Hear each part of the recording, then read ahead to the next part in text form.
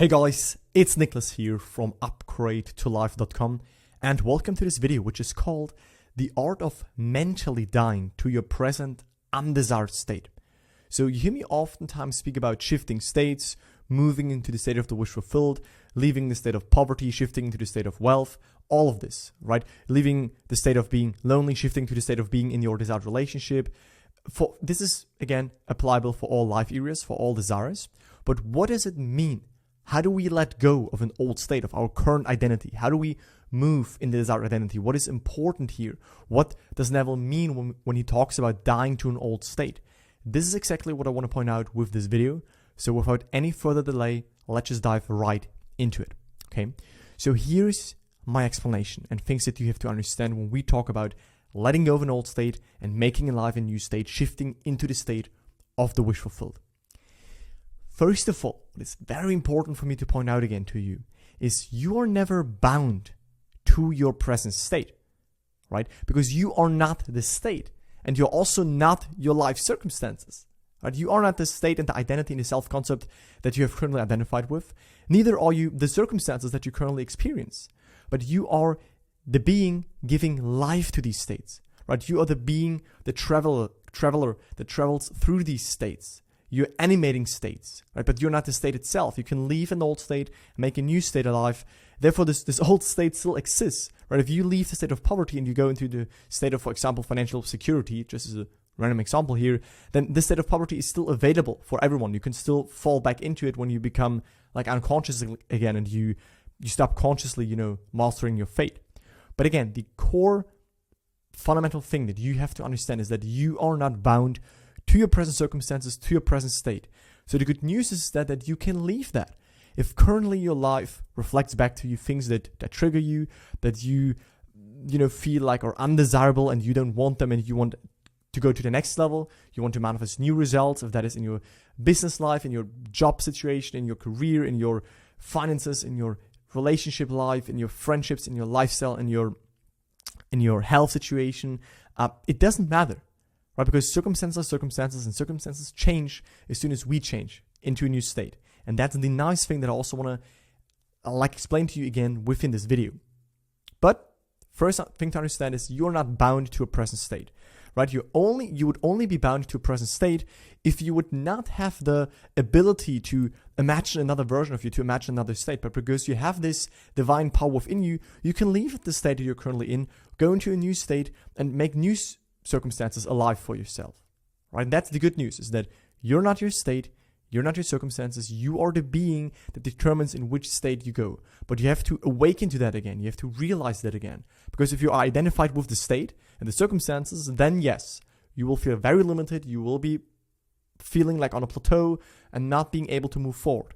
But as soon as you're able to zoom out and you think in terms of states and not in terms of this is my set in stone reality, but that you can place your awareness on an already existing other state, make that natural, make that alive, and therefore encounter new circumstances, then you start to really play the game of life in a very wise way. All right? So then the second point, right? You mentally die to your present undesired state by occupying the desired state. So leaving the old state is a consequence of being in the new state.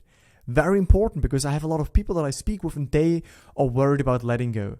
They do some of the techniques and they then force themselves, okay, now I imagine for a little while and now I have to let go. And they focus on letting go. And I always give this example. Let's imagine you hang on a cliff. Okay, you hang on a cliff and you hang on one rope. So there's one rope that you hang on. And next to you there is another rope. So if you focus on letting go, if you let this rope go, you will fall. Like, what will you grab on next to? You focus on letting go, you will fall and nothing is really going to help you, right? Whereas if you hang on this rope right now and you grab this rope, you make this new rope natural for you and you shift into that and you hold on to that new rope, then you've automatically let go of the old rope. You don't have to be concerned about how to let go of it properly. No, as soon as you make the new rope, aka the new state alive, and you shift into that, you make this new identity, this new self-concept, you go into the wish fulfill. As soon as you focus on that and you identify with the new state, the new room, right? All metaphors.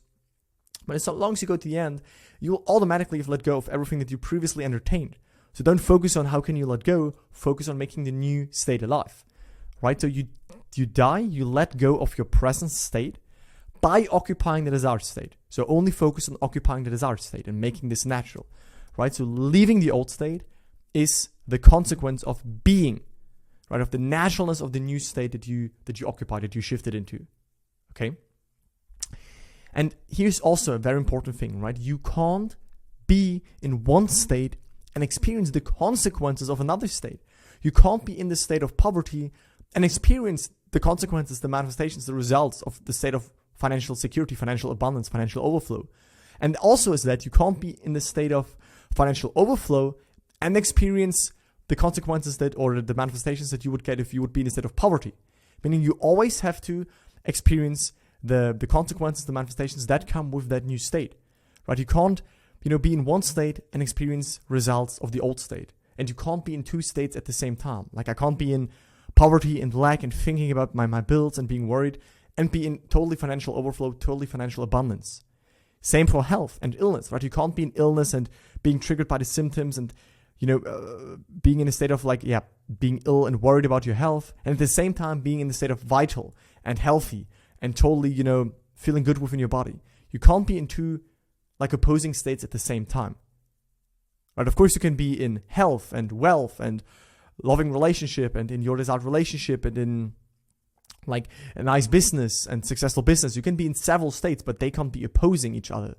Right? Of course, you are always in many states, but you can't be in two opposing states. And my point here is that when you shift into a new state, therefore you also left the consequences, the manifestations, the results that you got and that you experienced and witnessed from the old state. Okay? Now, what is important here, again, is that you devote yourself to the desired state, to the state of the wish fulfilled, to being who you want to be, to having what you want to have, is you have to make this your inner nature, right? You have to change your inner atmosphere so that it matches with the wish fulfilled, right? So yield to that new state. Occupy it, assume it. There will be no evidence first. So you can't wait for the evidence, right? The evidence will come as a result of you actually having assumed that unseen state, that unseen reality. So without any evidence, without any proof, without, waiting for your rational mind to even accept that, assume that state. Assume that you have it. Assume that you are it. That is the way of a conscious, bold manifester who doesn't wait for confirmation, who doesn't wait for the mirror to, see some movement. He just assumes it, no matter if it's currently there or not. And as you start to assume it, boldly dare to assume, right? You start to occupy it. That is when your mirror can actually only start to reflect it back to you. But as long as you wait, the mirror shows you waiting. So stop waiting, assume, shift, identify, decide, pick your desired state right now. Because there is nothing that you have to wait for. The only thing it requires is a decision, right? Decide that you're now in this state. That is how easy it actually can be. And then, as you know, there are multiple techniques, multiple methods out there. I share a lot of them on my channel that you can use to make this new state natural. And therefore, the more you make this natural and you massage this into your being and you go back to it, and when you fall out of it, you occupy it again and you assume it again. And the more you do that, right, it might take some days, it might take a week, it might take a month, but that doesn't matter. But the more you go back into the desired state again, the more you will let go of that old state, and these old circumstances that you previously encountered, they will start to seem really unnatural to you, really not like you any longer, because you already shifted in a new state, right? And therefore you've mentally died to that old state. That is still in existence, but you died to it because you placed your awareness, you imagined a new state for yourself and made that alive. Okay? So now I want to share 2 slides of quotes from Neville Goddard with you, which are very powerful, and they will undermine everything that I just said. Okay? So having experienced a state and moved into another one, you may think the former state has ceased to be, but all states are eternal. They remain forever, right? You can't, destroy anything. You can't make anything, any state cease to exist. You can only, if you don't like it, if it's undesirable to you, if it's not in alignment with what you want to experience, you can leave that reality behind in a sense and make a new reality your nature and manifest new results, right? Like a mental traveler, you pass through states, either wittingly or unwittingly, right? Like I said before, you are the one giving life to states. You are the traveler. You are the consciousness, the awareness that travels through states. But you are not bound to a state. You are not limited to a state because you are not the state. You're just the one that is able to select a new state and identify with it. And if you like it, you can remain in it for the rest of your life. Right? A state of being wanted, being secure, being stable, being healthy. Why would you ever leave these states? They're just very serving you in this game of life. But if there are states that you don't like, circumstances that you don't like, remember that you're not tied to them. You can leave them by going in a new state. Right? And most of us, before we come to this law, we do this unwittingly. Right? All our lives we have moved through states and animated things and give life to things and assumed things and therefore experienced the contents of this reality, of those realities, of those states. But now you can start to do it wittingly with this law, with Neville's principle, with the law of assumption. Right? So you can move into many states and play many parts, right? When you're rich, you're the same actor as when you're poor, right? These are only different parts you are playing, right? You are playing you as the operant power, you as God, you as the higher self, you as the being that determines in which state you shift. But you're not the character, right? You're the actor of that character. You determine in which character you shift into, right? In which state, in which reality you shift into, you as the consciousness, you as this true being that you are behind the ego, right? Behind the state, behind the circumstances. So it's like you zoom out and you have your life circumstances, which again are a result of your internal state. You're none of that. And if you don't like that, you consciously go into a new state, you make that natural, boom, that is what you're identified with, that is the circumstances that you get from that new state. Very straightforward, okay? So, very important quote right now. The world is a mirror, magnifying all that I am conscious of being, right? I am. This is the only constant. And everything, all these states are just what you add to that I am, to that ever-present being. So when you say I am rich, it's the same as when you say I am poor. I am isn't concerned about what you are identified with. Your true self isn't like concerned about that. But because you are the operant power, you determine what you identify with. You can identify with I am rich, I am strong, instead of I am weak and I am poor, right? And then you become conscious of that. And then what you are conscious of being, that is what life, again, mirrors back to you. To stop trying to change the world, since it's only the mirror, right? Stop having this disharmonious relationship with the world, where you think you have to ignore it, close your eyes, fight against it, work hard externally. No. The mirror can only confirm. It's like a delayed, reverberant mirror that can only confirm what you have alive within you. So leave the mirror alone and change your inner world, change your inner state. Man's attempt to change the world by force, right, by hard work, by suffering, is fruitless as breaking a mirror in hope of changing his face, right? Leave the mirror and change your face.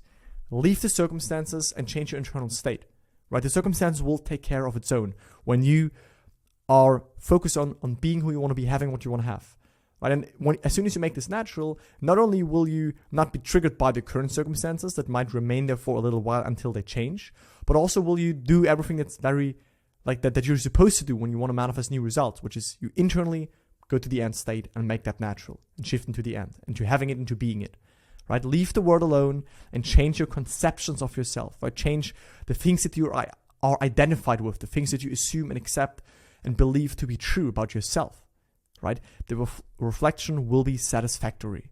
The reflection will then give you back what you now identified with. Man is not willing to outgrow and yet wants other things than those he has, right? But if you remain in one state, you will forever have to suffer the consequences of not being in another state, right? If you remain in illness, in poverty, in lack, in financial struggle, in loneliness, in not being happily partnered, in not being in your desired relationship, you will forever see these consequences. You will forever see these results and manifestations, and the mirror will forever just show you back that state that you have alive. So you have to outgrow that state. You have to leave it behind when you want new circumstances, right? If I remain in the state of poverty, I must suffer the consequences of not being in a state of wealth. Very straightforward. So I must learn the art of dying, right?